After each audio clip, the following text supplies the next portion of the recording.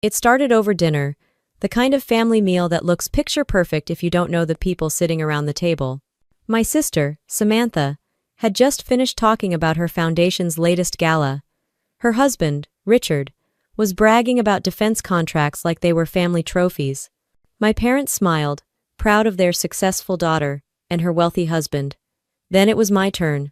"So, Rachel," Samantha said, with that syrupy smile that always meant trouble, "still doing paperwork for the Navy?" The table went quiet for a moment, then my father chuckled. My mother followed. Even Richard grinned. I set my fork down and looked at her. "Something like that," she smirked. "That's adorable. I could never work under someone. I like being my own boss." She said it like my entire career, 20 years of command, deployments, and logistics operations was just clerical work. But I'd learned long ago that silence hurts more than reaction, so I smiled. Dinner continued like nothing happened. The same pretentious talk about who got invited to what, the same fake laughter that always filled this house. I chewed quietly, counting every second until I could leave. Then, as my father raised his glass to make a toast, I noticed the framed photo behind him, Samantha and Richard, standing next to a banner that read, "Hail Defense Logistics." Below it, the words Department of Defense Contractor gleamed in gold. It wasn't unusual.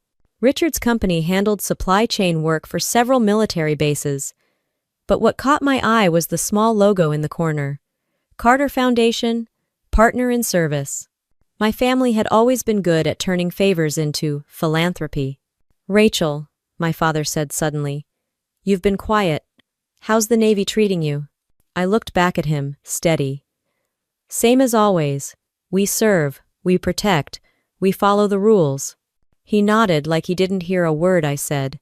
Samantha giggled, whispering something to Richard that made him smirk. I smiled again, but this time it wasn't polite. It was precision. The kind of smile you give before you pull the pin. Dinner wrapped up with dessert and family photos. Samantha insisted on taking a sister picture. She leaned close, reeking of champagne and superiority. "You should really come to the gala this year," she said softly. "It's classy. You'll love it." I didn't answer. I just looked at her reflection in the glass cabinet, her dress glittering, her posture perfect, her confidence unearned. When I got in my car later, the sound of the Navy clock ticking on my dashboard was louder than the engine. I sat there for a minute, letting the night sink in. The Carter house had always felt like a place where love came with conditions and respect was currency. And tonight, they'd spent all of theirs. As I started the car, I replayed Samantha's words. "Still doing paperwork for the Navy." She had no idea. She didn't know that paperwork meant signing off on logistics that fed fleets and armed bases. She didn't know that one of my signatures could pause her husband's million-dollar contracts if something didn't look right. I wasn't angry, anger's too loud. I was something colder, focused. The next morning, while sipping black coffee at my kitchen table in San Diego, I pulled up the internal Navy logistics database. My clearance level let me access nearly everything in my division. I wasn't looking for trouble, just curiosity professional, detached curiosity. I typed "Hail Defense Logistics" into the system. The company name popped up instantly, tied to Project Trident Logistics, a major Navy supply operation worth over $1 billion. The project handled procurement chains for fuel, repair parts, and transport. And one line caught my eye. Carter Foundation, charitable contributor, listed partner. No, that wasn't possible. Federal ethics policy strictly prohibited connections between contractors and personal family foundations. I leaned back, staring at the screen. The cursor blinked like a heartbeat. Maybe it was coincidence. Maybe Richard had no idea his company's donation created a legal mess. But if there's one thing 20 years in uniform teaches you, it's this: there are no coincidences in money. Still, I didn't make a move yet, not without facts. I closed my laptop and looked around my quiet kitchen. Sunlight hit the photo on the fridge me with my unit aboard the USS Meridian. Every person in that picture understood accountability. Every decision had weight. Samantha wouldn't understand that. She thought control came from status and money. She never learned that real control is invisible. It's the power of knowing the rules better than the people who try to bend them. I poured another cup of coffee and smiled. The taste was bitter, but satisfying. That night, I got an email from my mother. Subject line: dinner was wonderful. The message was short, polished, and cold, like everything else in that family. Your sister is planning a big event next month. She'd love you to attend. Please, Rachel, just wear something simple. No uniform. We don't need attention. I stared at those words for a long time. No uniform. That was when I realized this wasn't just about ego, it was about fear. Something about my presence, my uniform, made them nervous. And people only get nervous when they're hiding something. I closed the laptop and leaned back, the city lights of San Diego reflecting off the window. They thought I was the quiet one. The one who followed orders. The one who stayed small. Maybe that's what they needed to believe. Because it's easier to laugh at someone than to admit they could destroy everything you built quietly, legally, and without raising their voice. And I was very, very good at being quiet. If you've ever had someone underestimate you like that, let me know in the comments. I read every single one. And if you enjoy real-life cheating stories, revenge stories, and tales of family betrayal that end with quiet power, subscribe to the channel. There's more truth than noise in what comes next. The phone rang just after sunrise. I almost didn't answer. It was Sunday, and no one calls me that early unless it's an emergency. But when I saw the name Mom, I sighed and picked it up.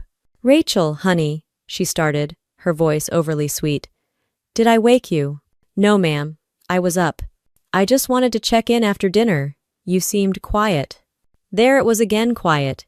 To her, that word always meant inconvenient. I was fine, I said, stirring my coffee. Dinner was familiar. She hesitated. Samantha told me she invited you to the gala next month. It would mean a lot if you came. Just, I don't wear the uniform this time. You know how people talk. I froze for half a second. People? Well, it's not really that kind of event. It's a family evening. Samantha wants to keep it classy, that's all. Classy. That was her polite way of saying don't overshadow your sister. I'll think about it, I said flatly. Before she could answer, I heard another voice in the background. Male, low, confident, Richard Hale. My brother-in-law. He said something muffled, then my mother replied, Yes, she's on the line right now. My grip tightened on the phone. Mom, I said, calm but sharp, why is Richard at your house on a Sunday morning? Oh, he just stopped by to help your father with some paperwork for the foundation, she said quickly. Anyway, I should let you go. Love you, dear. The line went dead. I stared at my reflection in the microwave door. My mother never called just to say hello, and she never lied that fast unless someone had coached her. The last sip of coffee went cold in my mouth. I grabbed my bag and headed to the base. Sunday or not, I needed to move. At Naval Base San Diego, the air always carried that mix of salt, metal, and diesel that only sailors appreciate. It smelled like work getting done. I walked past the flight deck and into the administrative wing, nodding at a few officers who probably thought I lived there, which wasn't entirely wrong. Inside my office, I opened my secure laptop and logged into the Department of Defense Ethics database. It wasn't something I did often, but I knew the system like the back of my hand. Every high-level contractor and corporate donation was logged there for compliance purposes. I typed Carter Foundation. 2 results appeared, both recent. Hale Defense Logistics. Donation. $2. 4 million. Joint Humanitarian Project with Navy Logistics Division, Region Pacific. That second line made my jaw tighten.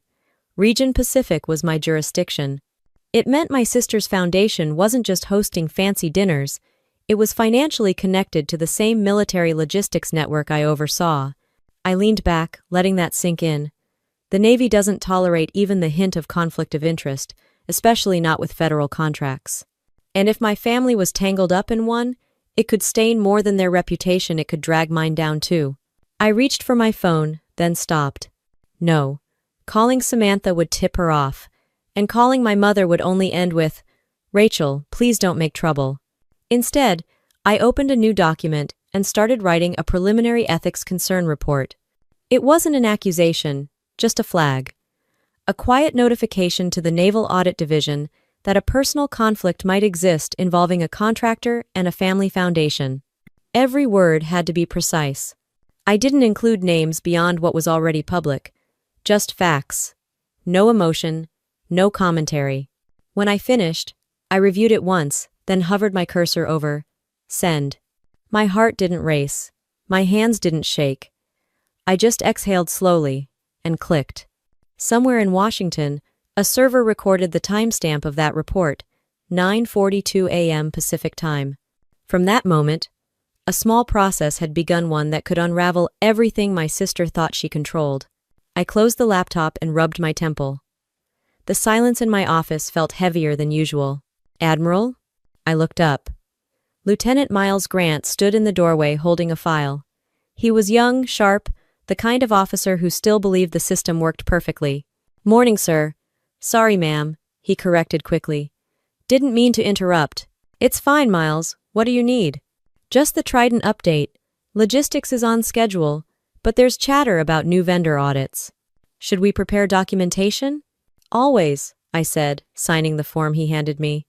"And, Lieutenant, never assume the system's perfect. Just make sure you are." He nodded, a little confused, and left. When the door closed, I looked down at the folder in my hands. Project Trident Logistics. Same project tied to Hail Defense. Same web my family was hiding behind. I placed it on the edge of the desk and stared at the Navy seal on the cover. There are moments in a career when you stop being a participant and become the observer, when you realize you're standing in the middle of something that will define you. This was one of those moments. The phone buzzed again. Samantha. I let it ring twice before answering. "Hey, little sister," she said, voice sugary as ever. "Mom told me you might come to the gala. I hope you do. Everyone will be there. It'll be good PR for the family." "PR?" I asked. "Well, yes. You know, image. The press loves a military touch. Maybe you could come in something navy blue, just not the actual uniform." There it was again. That word. Uniform. "I'll be there," I said, cutting her off. "And I'll wear exactly what I'm supposed to." She laughed. "That's the Rachel I know, always following rules." The line clicked dead before I could reply. I sat there for a long minute, the bass noise fading behind me, the hum of ventilation, the distant echo of engines, the heartbeat of a place built on precision. Outside, the ocean glimmered against the horizon, calm but endless. And somewhere in that calm, I felt it a shift. Not rage, not fear, just clarity, the kind of focus that comes when you finally see the battlefield for what it is. They wanted me to stay quiet. They wanted me invisible. But they had just handed me the reason not to be. I didn't go home that night. Instead, I stayed on base. The kind of late shift no one assigns, but everyone recognizes, the one where something's quietly on fire. The halls were half lit, the hum of the ventilation filling the silence. I poured myself a cup of burnt coffee and opened the Navy procurement portal again. The Trident Logistics database wasn't supposed to surprise me. I'd been overseeing the Pacific Division for years. But seeing my brother-in-law's company listed under preferred vendor was like finding a family heirloom buried in evidence. I clicked through the files. Hail Defense Logistics had been awarded multiple subcontracts over the last 3 years. Fuel transport, hardware storage, even cybersecurity infrastructure. Everything looked legitimate at first glance. Every signature, every timestamp matched protocol. But then, I saw one memo attached to the contract. Approved by Commander Rachel Carter, Naval Logistics Pacific Division. I froze. That wasn't possible. I scrolled down. The digital signature was mine. The date? 6 months ago. I checked my duty log from that week. I'd been in Okinawa, overseeing shipyard compliance, nowhere near the mainland office. Someone had used my authorization ID remotely. That was illegal at every level. I leaned back in my chair. The air felt thinner. Someone inside the system had forged my clearance to approve a vendor I was related to. If that ever surfaced, I wouldn't just lose my command. I'd be the face of the scandal. I picked up my phone, dialed Naval IT Security, and spoke with Chief Warrant Officer Lewis, one of the few tech officers who didn't bore me with jargon. "Lewis, it's Carter," I said. "I need a trace on an authorization key used 6 months ago. IDRC 4407. He paused. That's yours, ma'am. I know. That's why I need the trace. He exhaled through the line. You expecting trouble? I'm expecting accuracy. Within an hour, Lewis called back. The access came through a remote Navy node in DC government, verified IP, so no firewall alarms. Whoever did this knew what they were doing. Can you tell who? No names. Just a clearance level. What level? Civilian contractor. High tier. That was all I needed to hear. I closed my laptop and stared out the window. The base lights shimmered over the dark ocean, every bulb a reminder of control and order. My family operated in the opposite way behind curtains, through favors, with handshakes that didn't need paperwork. I'd spent 2 decades keeping things running on time and under budget. Now I was realizing some of those wheels were greased with family fingerprints. I wasn't going to confront anyone. Not yet. I needed to understand how deep this went. The next morning, I walked into the Naval Audit Division without an appointment. The clerk recognized me immediately and stood straighter. Vice Admiral Carter. How can I help you, ma'am? I'm not here officially, I said, handing over a sealed envelope. This is a preliminary ethics notice internal review only. I want confirmation of receipt, but no action without clearance from Admiral Peterson's office. The clerk nodded, his hand slightly trembling as he stamped the form. Understood, ma'am.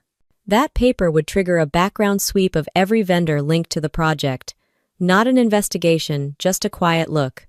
Enough to alert Washington that someone was paying attention. When I stepped outside, the sun was already burning across the docks. Sailors marched in formation nearby, their cadence echoing through the air. The sound steadied me. That rhythm, the one thing in this world you can still trust. By noon, I was back in my office. Miles, my young lieutenant, knocked once and stepped in holding a file. Ma'am, new vendor reports from the East Coast just came in. Hale Defense's name is on 3 of them. I raised an eyebrow. 3? Yes, ma'am. They're expanding contracts faster than anyone else this quarter. Bring them here, I said.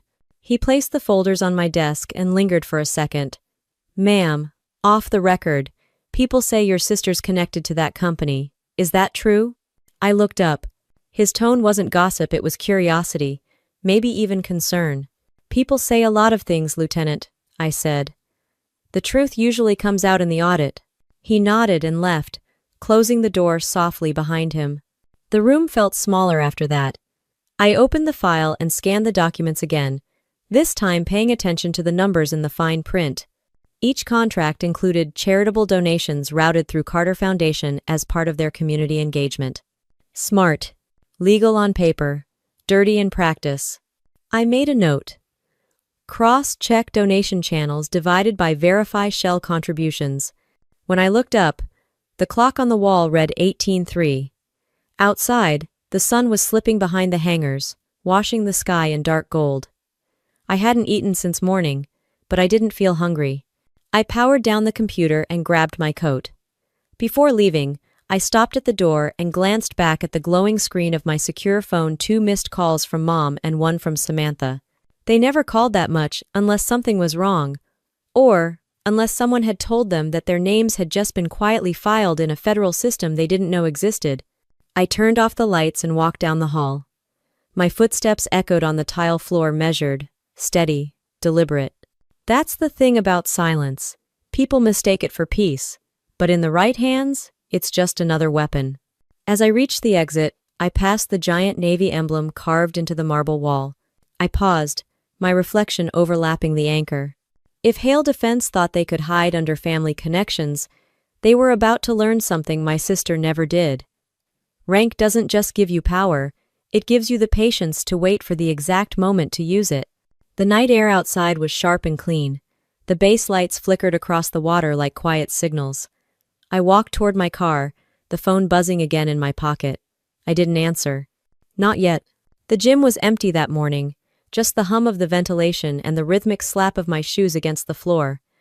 I wasn't there to train. I was there to think. Anger never did me much good. It burns fast, dies faster. But discipline, that's different. Discipline waits.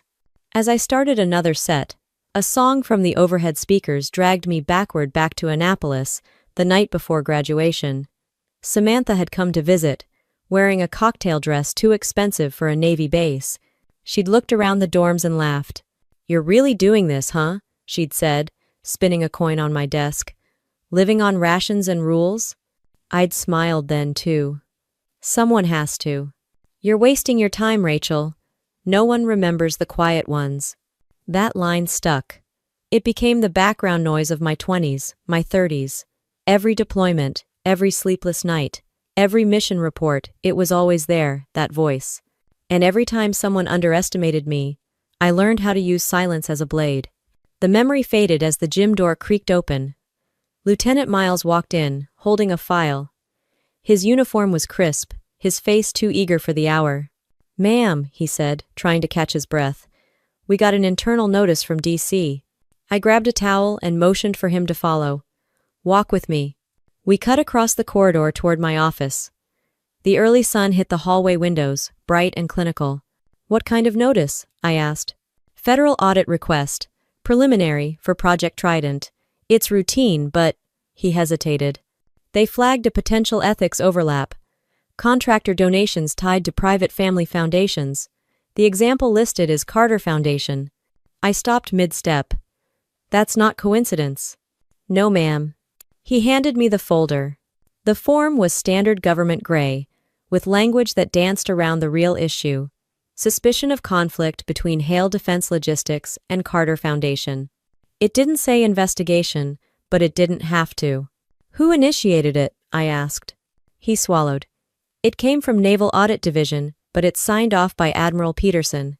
So the report I'd filed had already moved. Faster than expected. I dismissed Miles with a nod and shut the office door behind me. For a long moment, I didn't move. The report sat on my desk, neat and harmless looking, like a loaded weapon still in its holster. Outside, the base was waking up, jets rumbling, sailors calling cadence. I picked up the photo frame on my desk, the one from our first deployment, 14 of us in the picture.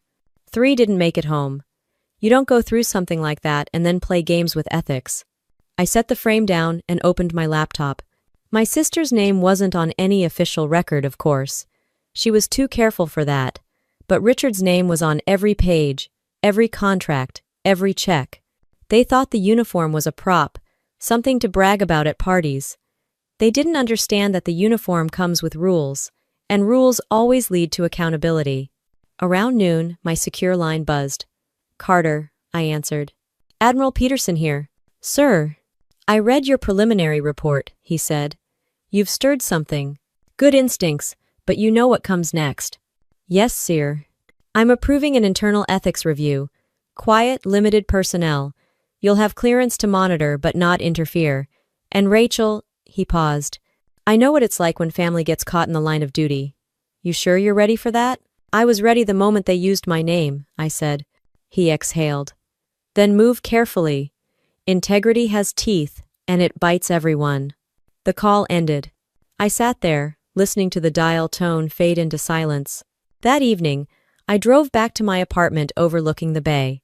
San Diego looked calm from up-high families walking dogs, joggers in uniform, kids with ice cream cones. None of them had any idea how much of their comfort depended on the invisible chain of people like me keeping the gears clean. I poured a glass of water and sat by the window, watching the city lights flicker on one by one. It reminded me of a night years ago when I was stationed in Bahrain. The base had lost power, and we'd gone hours without communication. I remembered sitting under the open sky, thinking about home. Back then, I still cared what Samantha thought. Now, I just wondered how long she'd been laughing behind my back. My phone buzzed a message from her. Just a picture this time. Her and Richard at some fancy dinner, champagne in hand, captioned, "Another night of service and success." Underneath it, the Carter Foundation logo. I stared at the screen until it dimmed. Service and success. For her, that meant donations and press coverage. For me, it meant soldiers with names on plaques. The two worlds could not have been more different, yet they were about to collide in ways she couldn't imagine. I opened my work laptop again. The Navy's secure portal blinked to life, waiting for credentials. I typed my access code and pulled up Trident Logistics once more. A new attachment appeared: overnight audit preparation protocol, stage 1. Admiral Peterson wasn't wasting time. I downloaded the form and filled in the required fields, my hands steady. Each keystroke felt deliberate, mechanical, like the rhythm of marching boots. When it was done, I hit submit. For a few seconds, the screen stayed blank, then confirmed receipt. Somewhere, an auditor in DC would wake up tomorrow to a file with my signature. And they'd start following the trail Samantha and Richard had left: clean, polished, but traceable. Always traceable. Outside, a Navy destroyer horn sounded across the harbor deep, commanding, final. I turned off the lights and stood by the window. The ocean looked black and endless, dotted with faint glows from anchored ships, the kind of view that makes you feel both small and certain. I wasn't sure when exactly my family became part of the system I was sworn to protect, but I knew this. Once you start pulling on a thread, you don't stop because it's uncomfortable. You stop when it's clean. And if that meant pulling my own blood into the light, then so be it. The elevator doors opened to the quiet hum of the command floor. Admiral Peterson's office was on the far end, no guards, no secretary that morning, just the faint sound of typing and the smell of coffee that had been burning for hours. I didn't knock. He'd told me once, "If you have to knock, you're already late." He looked up as I entered. "Carter," he said, removing his glasses. "Close the door." I did. The latch clicked, sealing off the noise of the base. He gestured to the chair across from his desk. "You know, when I signed your promotion, I told the board you were the kind of officer who'd rather break protocol than let the system rot. Looks like I was right. I didn't break anything, sir. I filed the report by the book." He leaned back, studying me like he was trying to decide if I was brave or just stubborn. "You filed a report on a federal contractor tied to your own family's foundation. That's not by the book. That's volunteering to be collateral damage." I stayed quiet. He sighed and turned a monitor toward me. The screen showed a list of recent audit requests, dozens of names, budgets, project codes. He tapped one. "Project Trident Logistics. This," he said, "is officially under review. And not because you asked for it. Someone upstairs noticed the donation trail. You might have lit the match, but the fire's spreading." "How bad?" I asked. "Bad enough that defense oversight is watching. If they find proof of fraud or influence, it won't just be your sister or her husband on the hook. It'll be every officer who signed anything with Hale Defense on it." "Which includes my forged signature," I said. He nodded slowly. "Which is why you're not touching this case again. You'll observe only. No interference, no contact with the family. With respect, sir, if my name's being used—" He cut me off. "I know, and I'll make sure security continues tracing the source. But, Rachel, you need to understand something. These people don't panic when a journalist calls.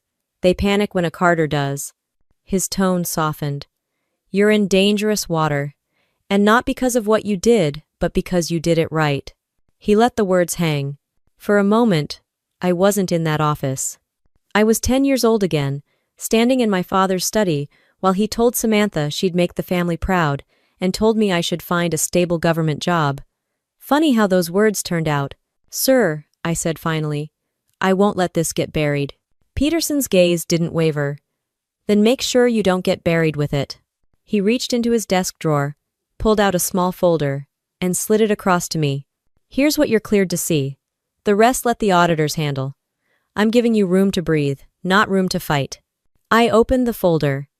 Inside were copies of internal communications emails between Hale Defense executives and Carter Foundation administrators. The language was polished, professional, and painfully familiar. "Appreciate the Navy's continued partnership. Delighted to align our philanthropic goals with defense readiness initiatives." That last line nearly made me laugh. They'd found a way to disguise corruption as charity. I closed the folder. "Permission to speak freely, sir?" Peterson nodded. "This isn't charity. It's laundering integrity through family names. And if I don't fight it, it becomes the standard." "Okay." He studied me for a long moment. "You sound like someone who's already made up her mind." "I have." He smiled faintly. "Then God help the people who think they're smarter than you." I stood to leave. He said one more thing as I reached the door. "Rachel, just remember, honor's a blade. Sharpen it too much, and it cuts both ways." I paused, then nodded once. Understood. Outside, the base was buzzing. Helicopters thudded overhead. Mechanics shouted across the docks, the scent of salt water mixed with jet fuel. Everything about this place felt honest, hard, loud, real. The opposite of the world I'd grown up in. I walked to the edge of the pier, where the USS Meridian was docked. The destroyer gleamed under the sunlight, massive and immovable. Its reflection rippled across the water, and for the first time that week, I felt steady again. A sailor nearby saluted. "Morning, Admiral." "Oh, morning," I said, returning the gesture. I stayed there longer than I needed to, letting the wind hit my face. Every decision I'd ever made came back to this. Serve with integrity, no matter who's watching. The thing about family is, they always expect you to protect them. They never consider that sometimes. Protecting them means letting the truth do the damage. By the time I got back to my office, my inbox had a new message. Subject: Ethics Review. Authorization confirmed. From Department of Defense Audit Command. Body: effective immediately, a federal ethics audit has been approved for the Trident Logistics project. That was it. One line. No emotion, no commentary, just procedure. I closed the email and stared at the screen. The process had officially begun. Later that night, I drove home through the Pacific fog. The streets were empty, quiet, wrapped in that eerie calm only military towns have after dark. When I parked, the phone buzzed with a new text: "Samantha, can you please call Mom? She's anxious. The Foundation got some questions from Washington. Did you say something?" I put the phone face down on the counter and poured myself a glass of water. The answer was simple. Yes, I had said something. I'd said it through the system, through rules that people like her thought were flexible. Outside, the harbor lights blinked in slow rhythm. The same way, truth moves quietly, persistently, until it can't be ignored. I didn't call her back. I didn't need to. She'd find out soon enough how loud silence could get when it came from someone in uniform. The envelope showed up on my desk 3 days later. Heavy paper, gold edges, and a wax seal with the Carter Foundation logo pressed into it. I didn't have to open it to know what it was. My sister never missed a chance to make her handwriting look like a weapon. Still, I slid it open with a letter opener, careful, deliberate. The Carter Foundation Annual Gala, celebrating family legacy and service to the nation. I let out a quiet laugh. Family legacy. That was rich. At the bottom, in her neat cursive, Samantha had written a note. "Rachel, we'd love for you to attend. Please dress appropriately, no uniform this time. Let's make this event about family, not rank." I stared at that last line until the letters blurred. It wasn't about rank. It was about control. Every word she used was meant to put me back in a box I'd spent 20 years climbing out of. I folded the invitation neatly and slipped it into my drawer. Then I unlocked the cabinet beside me and pulled out a plain brown envelope stamped "Confidential for internal delivery only." Inside were copies of the preliminary audit forms, dates, transaction chains, donation amounts, all clean, all legal-looking, but threaded together with one repeating pattern. Hail Defense Logistics Carter Foundation, Federal Procurement Credits. A perfect little circle of mutual benefit. I added one more document to the stack. A formal audit notice, signed by Admiral Peterson, authorizing an immediate federal ethics review. I sealed the envelope again and placed it in my briefcase. When I walked out of the office that day, the sky over San Diego was clear and almost too bright. The kind of day that feels like it's pretending to be peaceful. Miles caught up with me in the parking lot, out of breath. "Ma'am, one question: should we notify the vendors yet about the compliance checks?" "Not yet," I said. "People reveal the most when they think they're safe." He nodded, half understanding, and watched as I got into my car. The drive home was long and quiet. I didn't play music. I just thought about how every family has its own kind of hierarchy. The military was predictable rank, years of service, chain of command. But family? Family ran on guilt and selective memory. By the time I reached my apartment, My phone had 10 missed calls from my mother. I didn't pick up. Instead, I set the invitation on the counter, next to a bottle of bourbon I'd bought years ago and never opened. I poured one small glass and looked out the window at the harbor lights. Somewhere out there, ships were moving under my orders. Thousands of sailors following commands I'd written. Yet in my own bloodline, I was still treated like a child who never quite fit the mold. I took a sip, felt the burn, and smiled. The taste was sharp, honest. The next morning, I walked into the base early, before most of the staff arrived. The corridors were dim, the fluorescent lights humming like insects. I liked it that way, quiet, empty, functional. In my office, the phone blinked red one voicemail. I pressed play. "Rachel, it's Mom," the message began. Her tone was clipped, rehearsed. "Please don't make a scene at the gala. Samantha's worked hard on this event, and we don't need any unnecessary attention. You've always been intense about your work. Just remember, it's family first." Family first. I deleted the message without saving it. An hour later, I got an email from the Department of Defense Office of Ethics, confirming that an investigator had been assigned to oversee the Hale defense audit. It wasn't a full-scale investigation yet, but the wheels were turning. And once the machine starts, it doesn't stop for feelings or holidays. By mid-afternoon, Admiral Peterson stopped by my office unannounced. He leaned on the doorframe, hands in his pockets. "You got your invitation too?" "Yes, sir." He grinned faintly. "You planning on going?" "I'm considering it." "Good. Just remember, you're walking into a den of people who think charm is a legal defense." I almost smiled. "Understood." Before he left, he added, "If you do show up, wear the uniform, the real one, not the one they think you should." After he was gone, I sat there for a while, replaying his words. I didn't need advice on how to face my family, but something about his tone stuck. It wasn't just approval, it was trust. The kind that's earned, not inherited. That night, I opened my closet and pulled out the white dress uniform.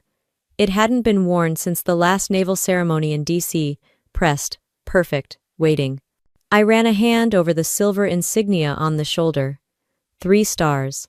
The symbol of everything they mocked and everything I'd built. I hung it on the door. The light from the window hit the metals, casting a soft reflection across the room. Then I reached for the brown envelope, the audit notice, and slid it carefully into my black leather portfolio. It wasn't vindictive. It wasn't revenge. It was procedure. When I looked in the mirror, I didn't see anger anymore. I saw focus, years of discipline sharpened into one clean line of intent. Outside, the city was preparing for another sleepless night. Inside, I was already preparing for the gala. They wanted me to come as family. They were going to meet the officer instead. And for the first time in a long time, that felt exactly right. The night of the gala arrived like a polished lie, too perfect, too rehearsed. The St. Regis ballroom glowed under chandeliers big enough to light a runway. Guests drifted in wearing smiles like armor, holding drinks they didn't really want, saying words they didn't really mean. I stepped out of the car and adjusted the brim of my cap. The white service dress uniform fit like truth, unforgiving, precise, unmistakable. Evans was beside me, his posture straight, his expression unreadable. "Ready, Admiral?" "As I'll ever be." The doorman blinked when he saw us. I could tell from the way his hand hesitated on the door handle he wasn't sure if he should salute or smile. I gave him the kind of nod that said both would be unnecessary. Inside, the sound hit first. Laughter, silverware, and the clinking rhythm of money pretending to be generosity. Tables gleamed under gold linens. The Carter Foundation logo sparkled above the stage in raised glass. My sister, Samantha, stood near the center, greeting donors like a politician, kiss on the cheek, practiced warmth, eyes always scanning for the next opportunity. She didn't see me right away. No one did. Conversations kept flowing. Wine kept pouring. But the moment I took 3 steps past the champagne tower, silence began to ripple outward like the sound of something sacred breaking. Heads turned. Someone whispered, "Is that?" It spread faster than gossip at a fundraiser. The laughter dimmed, the music faltered, and Samantha finally turned. Her smile froze mid-sentence. Her voice cracked just enough to betray her. "Rachel?" I smiled politely. "Vice Admiral Carter," I corrected, my tone calm enough to make the words sting twice. The air changed. People adjusted their ties, shifted their weight, suddenly aware that there was authority in the room that couldn't be bought. Our mother was the next to recover. She moved quickly, clutching her champagne flute like a microphone. "Well, isn't this a surprise?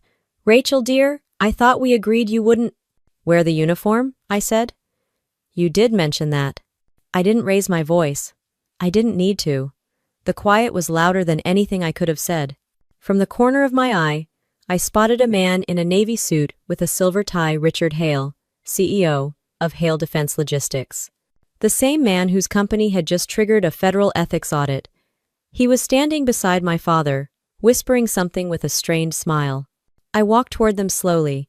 Each step echoed across the marble like punctuation marks in a statement no one wanted to read aloud. My father's face hardened as I approached. "Rachel, this is not the time." "It's always the time for clarity," I said. Hale turned, feigning surprise. "Admiral, an honor. I wasn't aware the Navy was represented here tonight." "We're always represented," I replied evenly. "Some just don't recognize it until it's too late." Evans stepped forward, setting a sleek black folder on the table. The Navy insignia gleamed under the lights. The chatter around us died entirely. "What's this?" Samantha asked, her voice trembling just enough to betray control slipping through her fingers. "Documentation," I said, "from the Office of Naval Oversight. An official audit of Hale Defense Logistics, initiated by the Department of Defense, concerning recent financial activity involving the Carter Foundation." You could feel the shock crawl through the room like static. Hale's hand twitched toward his glass. "There must be some misunderstanding." "There isn't," I said. "The donation you labeled as philanthropy is now under federal review. Section 42 of the Defense Ethics Act doesn't allow private contributions to entities directly connected to active procurement officers. Which means this," I gestured to the ballroom, "isn't just a gala, it's evidence." My father stood rigid, jaw clenched. "Rachel, you're humiliating us." "No, Dad," I said softly. "You did that when you decided my integrity was negotiable." For a moment, no one moved. Cameras hovered mid-air, waiters froze mid-step. The entire ballroom had turned into a still photograph, everyone afraid to breathe. Hale's voice dropped, defensive. "Admiral, you're overstepping." "Actually," Evans said crisply, "she's fulfilling her duty. Officially." I caught the flicker of fear behind Hale's eyes, the one thing powerful men never expect to feel in public.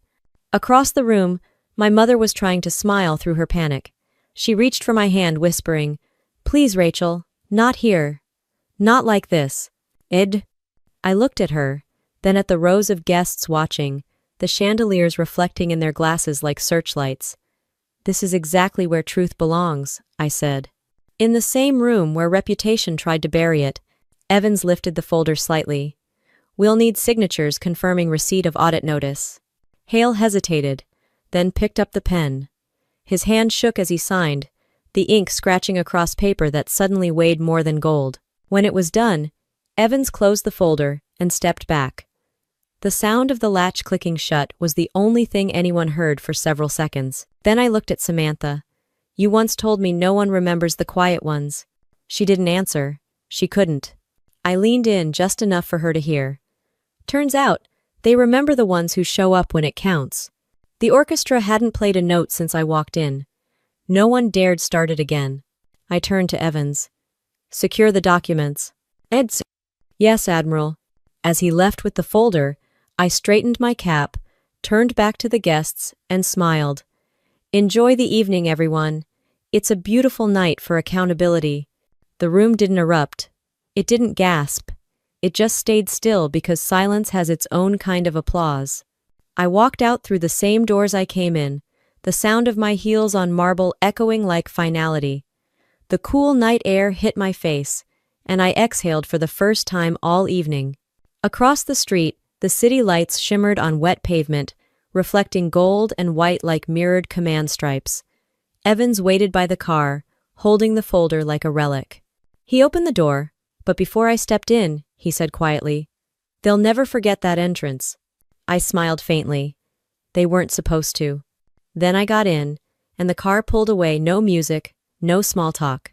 Just the soft hum of an engine cutting through the dark, steady and calm, the way justice sounds when it's already in motion.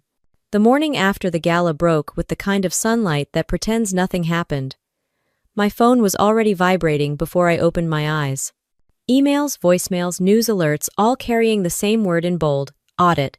By 0600, the federal ethics team had already sealed Hale Defense's accounts. The Carter Foundation's donations were frozen pending review. And the footage from last night's ballroom had made its way online. Someone had recorded the moment I said, "evidence." I didn't need to watch it to know how it looked. A vice admiral, in full uniform, standing in the middle of a luxury gala, while billionaires froze like statues.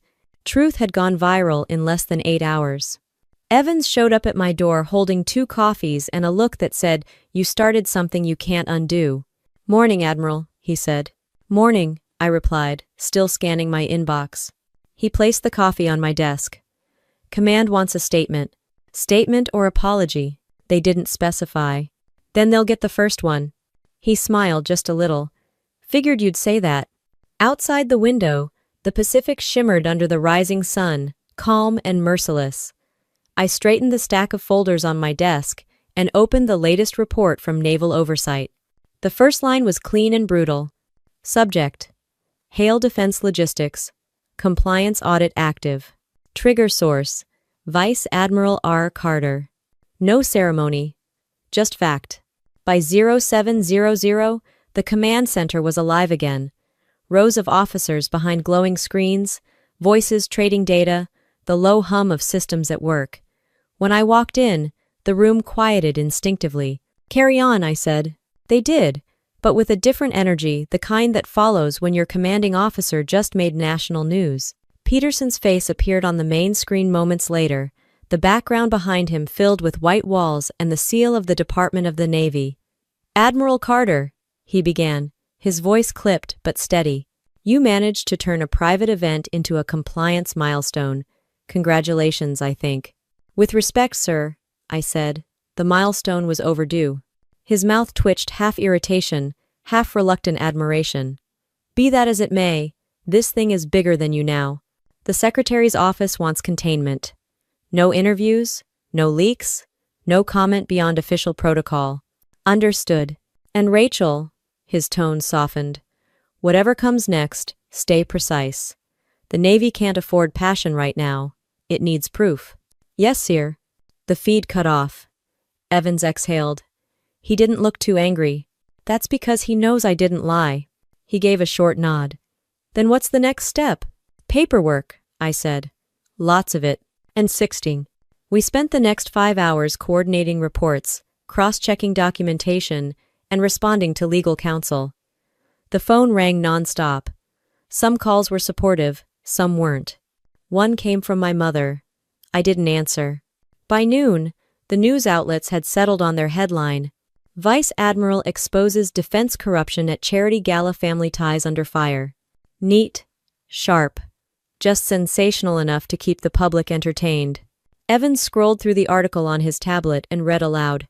"They're calling it the silent audit." I almost smiled. "Fitting." He looked at me. "You all right?" "Fine." "Doesn't sound like fine." "Fine enough," I said. "It's just strange, isn't it?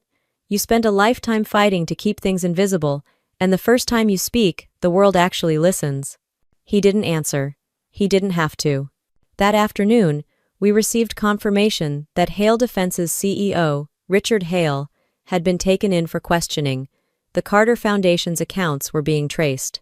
And Samantha, my sister, had gone silent. No calls, no emails, nothing. At 1,500, I left the base for Washington. The flight was short, the air thick with the quiet hum of engines and consequence. When we landed, I could see reporters clustered at the gate, microphones ready. Evans walked slightly ahead of me, his posture protective. A voice shouted, "Admiral Carter, is it true you exposed your own family's corruption?" I didn't break stride. I upheld my oath, I said. That's all. The cameras flashed, but no one followed. There was something about the uniform that still carried weight. Later that evening, in the sterile calm of a government briefing room, Peterson handed me a folder stamped Federal Ethics Committee. You'll be present tomorrow, he said. Formal testimony. Keep it factual. Always, I said. He hesitated. Rachel, you did the right thing, but right things have fallout. I looked him straight in the eye. So do wrong ones. He almost smiled.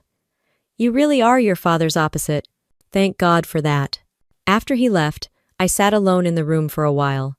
The fluorescent lights hummed, the clock ticked, and somewhere down the hall, someone laughed a sound so normal it felt out of place.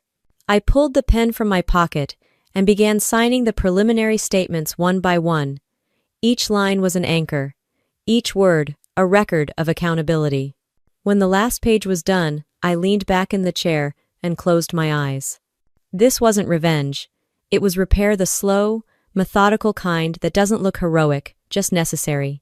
Outside, Washington's skyline glowed in the distance, monuments lit against a dark sky. I walked out of the building and into the cool air, the smell of rain and stone heavy in the air. Evans was waiting by the car. All done? For today, I said. He opened the door. They're calling you the Iron Admiral now.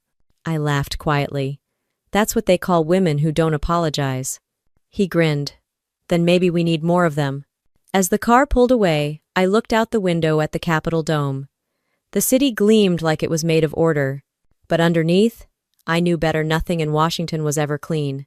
Still, the system had moved tonight. And that was enough. I leaned my head against the window and watched the reflection of the streetlights blur into lines silent, steady, and unbroken. The week after the audit felt like a slow-motion implosion. Not loud, not cinematic, just the steady collapse of a world that had been pretending to stand. By Monday morning, Hale Defense Logistics was officially suspended from all federal contracts. The Carter Foundation's accounts were under federal supervision, and Samantha's smiling face had been quietly removed from every charity webpage. Publicly, it was being called a temporary compliance review. Privately, it was survival mode. I was back at base by sunrise. The wind off the ocean smelled of salt and jet fuel, the scent of movement, of work. Out here, there was no gossip, no cameras, no whispers. Just systems running and people doing their jobs. Exactly the way I liked it. Inside the operations building, Evans was waiting with 2 files under his arm. Morning, Admiral. You're trending again. I don't check trends. He smirked. Good, because they're calling you the Ballroom Admiral. Someone online said you looked like you walked straight out of a courtroom and into history. Flattering, I said flatly, taking the file. He followed me into my office. Washington sent an update, he said. Preliminary audit findings confirm conflict of interest between Hale Defense and Carter Foundation. The committee recommends referral to the DOJ. Criminal? Potentially. I set the file down.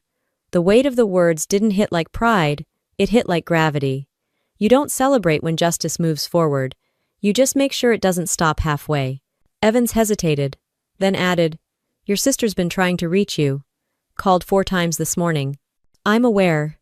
She's saying it's all a misunderstanding, that she didn't know about the money trail. I looked at him, calm but sharp. Evans, do you believe in coincidences? He shook his head.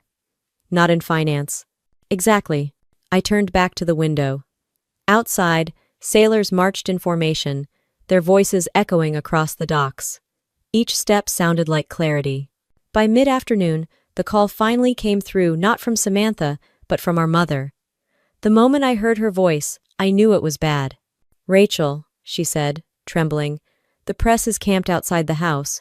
Your father hasn't been to work in 3 days. Samantha's distraught. She says she can't sleep, she can't eat. Please, stop this. I took a breath. Mom, I didn't start this. I reported a breach of ethics. The law is doing its job. This is family, she snapped. No, Mom, I said, my tone even. This is accountability. Family doesn't erase federal law. She was quiet for a moment. Then, softly, You've become so cold. I glanced at the uniform hanging by the door. No, I said. I've become consistent. When the call ended, I sat there for a long time, staring at the map pinned to the wall. Every blue line, every coordinate order, structure, truth. That's what the Navy teaches. Systems that don't bend under emotion. That night, as I walked down the dock, I saw Evans sitting by the edge, the lights of the ships reflecting in the water. He handed me a paper cup of coffee when I joined him.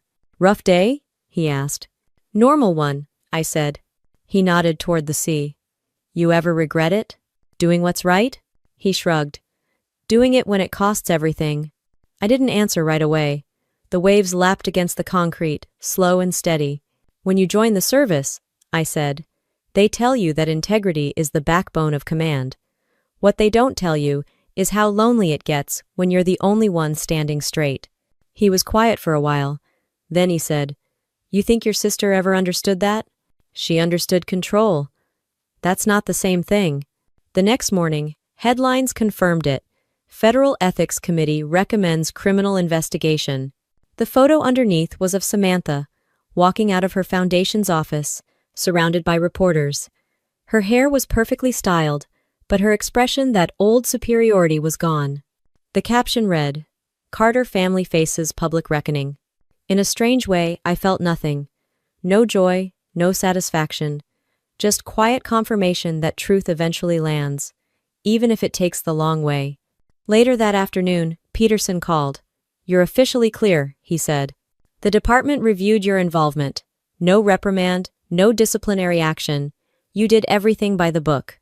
"Thank you, sir." He paused. "The secretary wants to use this case in ethics training. They're calling it the Carter Standard. How do you feel about that?" I almost laughed.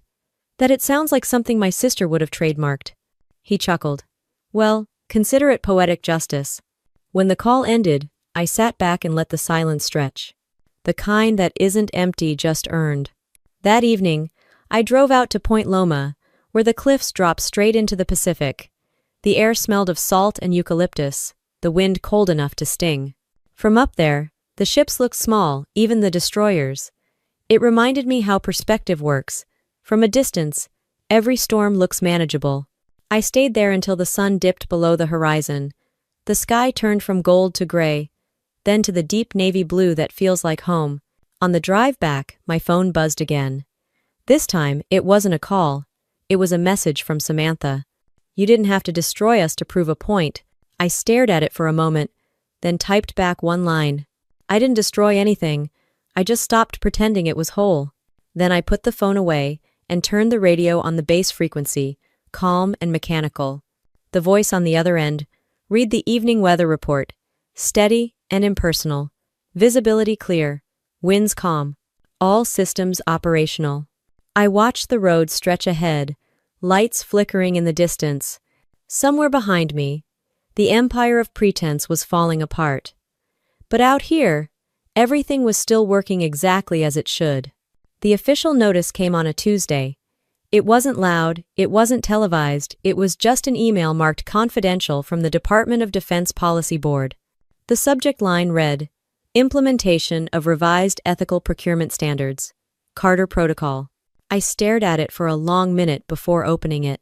Inside was a memo no longer than 2 pages. It outlined new transparency measures for all defense-related charities, foundations, and contractors, an additional layer of reporting and disclosure to prevent any future Carter-style conflicts of interest. They'd turned my last name into regulation. Evans knocked on the office door. "Ma'am?" I looked up. "It's official. They put it in writing." He walked in, reading over my shoulder. "The Carter Protocol has a ring to it." "It sounds like a disciplinary code," I said. He grinned. "Or a warning." I wasn't sure how I felt about it. On one hand, it meant the system had listened. On the other, it meant my family name was now government shorthand for caution. Either way, it was permanent. I leaned back in my chair and exhaled. "Well, that's one way to leave a legacy." Evans hesitated. "You think your sister's seen it yet?" "She'll see it," I said. "She reads everything with her name on it, especially if it's not flattering." He didn't say anything. He didn't have to. Later that morning, Admiral Peterson called. "You've made yourself famous, Carter." I was aiming for effective, sir. He chuckled. Sometimes they're the same thing. The Pentagon's drafting a briefing around your case. They want to showcase the new protocol at next quarter's ethics forum. I assume I'm not invited. You'd be surprised, he said. They want you to lead it. That gave me pause. You want me to stand in front of a room full of contractors and bureaucrats? And tell them how not to corrupt themselves? Exactly. I laughed quietly. You really do enjoy irony, sir. It keeps me young. The call ended, but the words stuck. For years, I'd been the one following rules others ignored. Now I was the one writing them. It didn't feel like victory. It felt like closure dressed in uniform. By noon, the internal bulletin had circulated through every naval base. Emails flooded in from officers. I barely remembered congratulations, commendations, polite respect. Some genuine, some obligatory. The kind that come when people realize your silence had purpose all along. I spent the afternoon reviewing logistics reports. Work steadied me. It always did. There's something clean about numbers. They don't lie, they don't flatter. Around 3, the phone buzzed again. This time, it wasn't a colleague. It was a number I knew by heart. Samantha. I let it ring twice before picking up. Carter. Don't use that tone, she said immediately. Her voice was thinner than usual, tired. You act like you're talking to a stranger. Depends on which version of you I'm speaking to, I said. A pause. Then, quietly, they took everything, Rachel. The foundation's frozen. Richard's facing charges. Mom won't speak to me. I'm sorry for that, I said. And I was, but not for the reason she thought. You humiliated me, she continued. Our entire family. You could have handled this privately. Privately? I asked. You were laundering defense money through a charity named after our father. There's no such thing as private once you start signing contracts with the Navy. You don't understand, she said, voice shaking now. I was trying to build something. You built it on other people's work, I interrupted. On trust you didn't earn. You called my career a little Navy job. Well, that little job just wrote the rulebook that dismantled yours. The silence that followed felt endless. Finally, she said, You really think this makes you better than us? No, I said simply. It just makes me honest. Then I hung up. Not in anger, but in finality, the kind that doesn't need an echo. That night, the base hosted a small gathering. Nothing formal, just officers and staff recognizing the policy update. Someone had printed the memo on cardstock and pinned it on the wall beside a tray of coffee. Evans raised a cup in my direction. To the Carter Protocol. A few others joined in. I nodded politely, smiled, but said nothing. There's no satisfaction in being right. Only relief that you didn't let wrong win. Afterward, I walked outside alone. The sky over the harbor was streaked with late light pink fading to steel blue. The USS Meridian was departing for a long deployment. I stood at the pier as the ship's horn bellowed through the wind. One of the sailors on deck noticed me and saluted. I returned it automatically, and for a moment, it felt like the world had realigned not perfectly, but enough. Evans joined me a few minutes later. You ever think about what's next? Always. And? Next doesn't matter, I said. Continuing does. He smiled at that. You sound like Peterson. I'll take that as a compliment. We watched the destroyer fade into the horizon until it was just a glint on the water. The sound of the waves filled the silence between us. Not awkward, just honest. Back in my quarters, I poured a cup of black coffee and sat at my desk. The memo with my name on it was still open on the screen. I read it again, slowly this time, line by line. Each word felt like both a scar and a promise. I closed the laptop and leaned back, the room dim, except for the glow of the harbor lights outside. The world would move on. News cycles would change. My sister would rebuild something eventually. But rules, real rules, they outlast noise.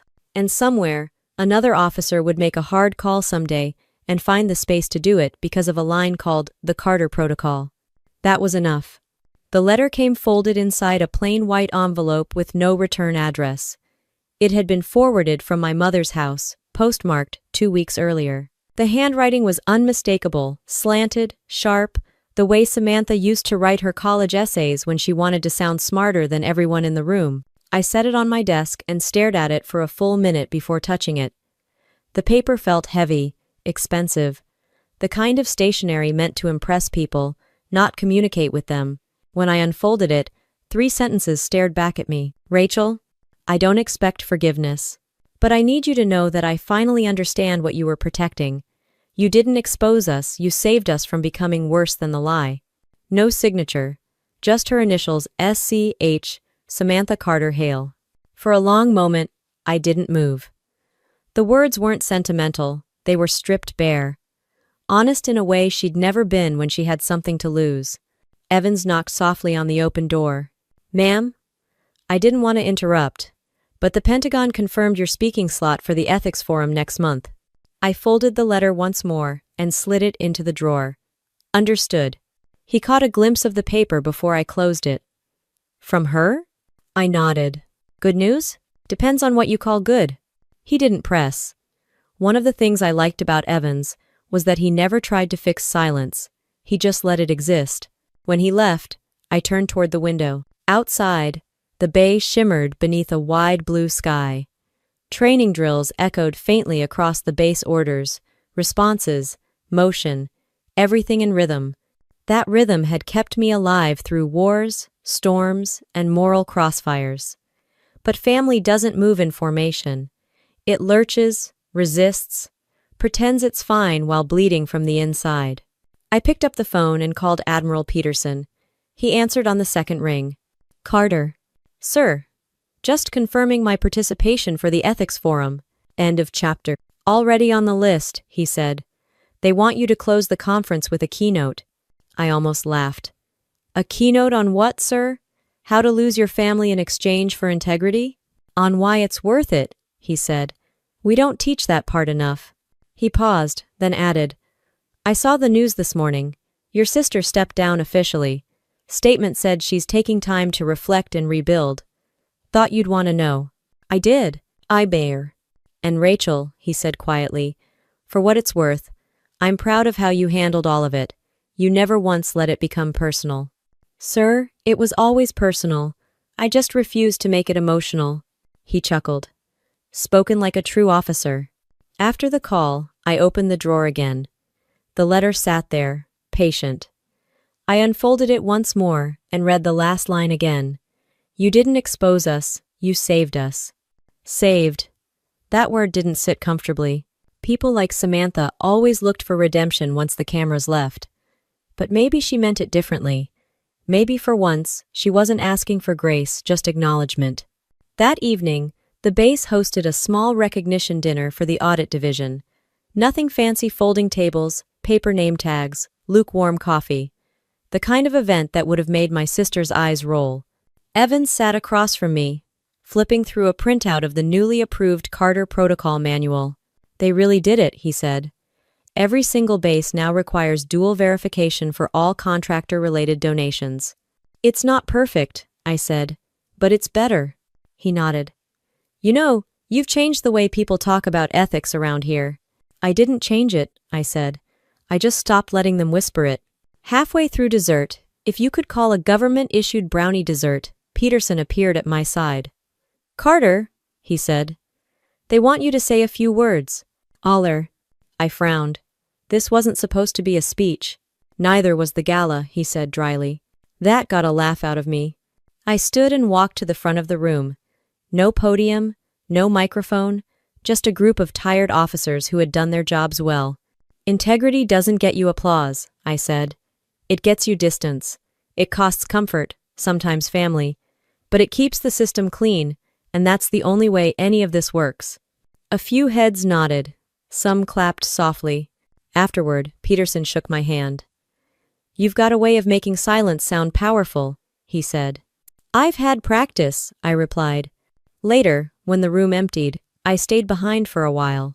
The lights buzzed overhead, the smell of coffee fading into the walls.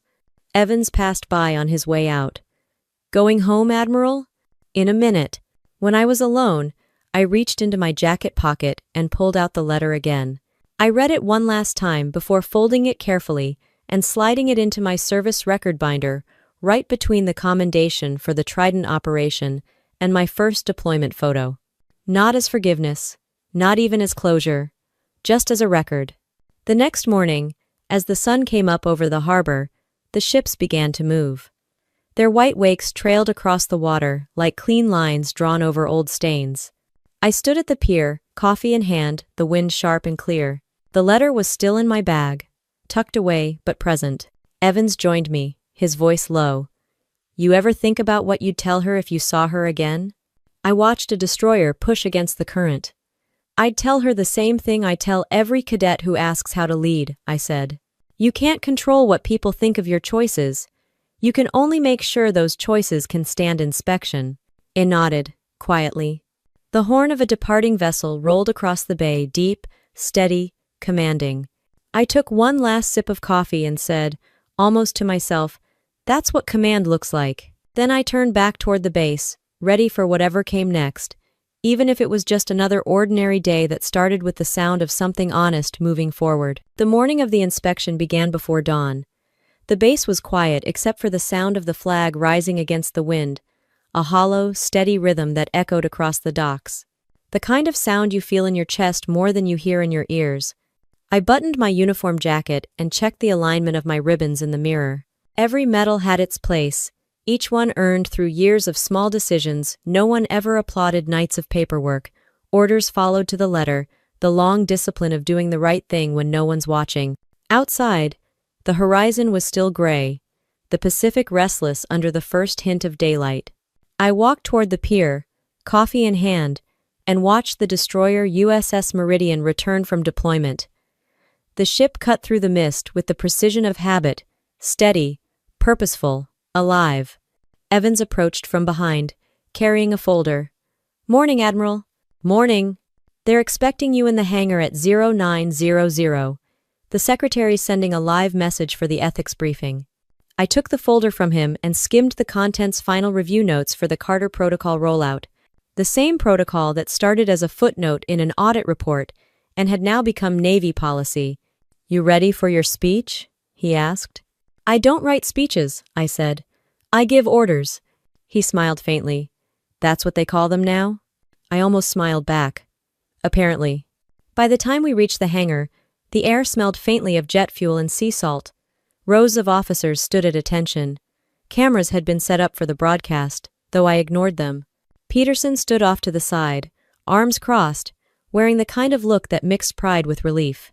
He gave me a nod as I walked past. Let's make this one memorable, Carter.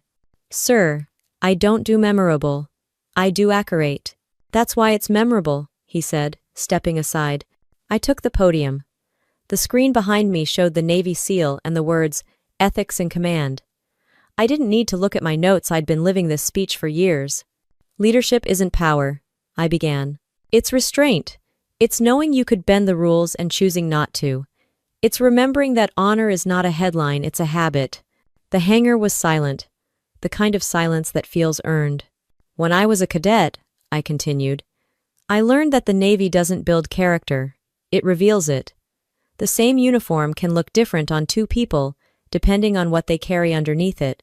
And no title, no rank, no legacy gives you the right to twist integrity for comfort. Oh, I let that hang for a moment, then added, we've learned hard lessons this year, some public, some personal. The Carter Protocol isn't just regulation, it's a reminder that even the most decorated names can fall if they forget what they stand for. Peterson gave a small nod from the side. This institution, I said, was built on accountability, not convenience. And the day we start valuing image over truth is the day we sink without ever leaving the harbor. No applause. Just that steady, respectful stillness that's worth more than noise. When I stepped away from the podium, Peterson met me halfway. You just wrote the next training manual, he said quietly. I hope they read it. They will. It's mandatory now. After the briefing, I walked out to the pier again.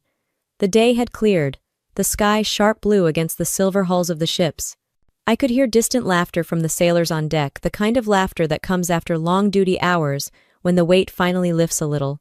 Evans joined me, squinting into the sunlight. You ever think about retiring, Admiral? Every time I wake up, I said. And then I remember I'm not done yet.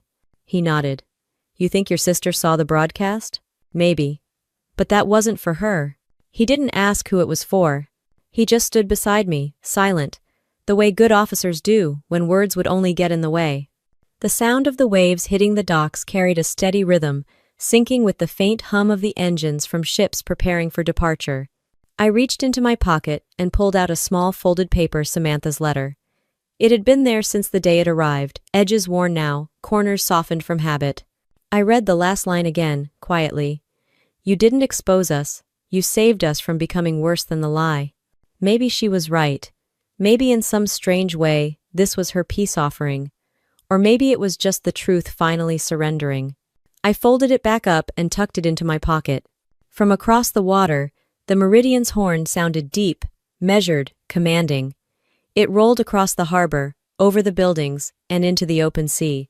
Peterson walked up behind me, his cap tucked under one arm. You know, Carter, he said. They'll be quoting you for years. I turned toward him. That's not the goal. Then what is? I looked out at the water. Continuity. Making sure the truth outlasts the people who carry it. He smiled, a rare, genuine smile. You ever notice how quiet victory feels? I nodded. The loud ones usually aren't victories at all. I'll note. As he walked away, the wind shifted, carrying the faint scent of ocean spray and oil, the smell of duty, of permanence. I stood there until the ships became silhouettes against the Sunday. My reflection shimmered on the surface of the water-white uniform, clean lines, no shadow of hesitation. People like my sister thought command was about control, but command was about clarity. It wasn't about who followed you. It was about whether you could still face yourself when no one did. The waves lapped against the dock, steady and unbothered. Somewhere deep in the distance, the ocean swallowed the sound of the last departing vessel. And I said it quietly, just to the water, the way truth is supposed to sound, not loud, just certain. They laughed at my little Navy job. Now they understand what command looks like. If you've made it this far, thank you for watching and sharing this moment with me.